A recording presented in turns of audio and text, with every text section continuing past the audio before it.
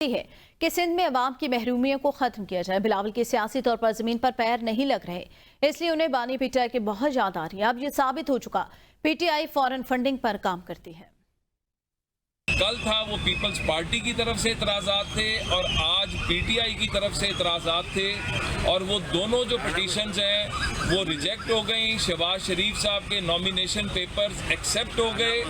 آج کی اس کارروائی کے بعد کراچی کے لوگوں کے لیے خوشخبری یہ ہے، کراچی بالخصوص اور سندھ بالعموم، کیونکہ شہباز صاحب چونکہ کراچی سے لڑ رہے ہیں تو شہباز صاحب NA 242 سے کل سے اپنی کمپین کا باقاعدہ وہاں پہ ٹیم، یہ ساری ٹیم کھڑی ہے، وہاں سے آغاز کر رہی ہے۔ تمام جماعتوں کے مرکزی قائدین بیٹھ کے سندھ کی ٹکٹوں کا اناؤنس کر دیں گے۔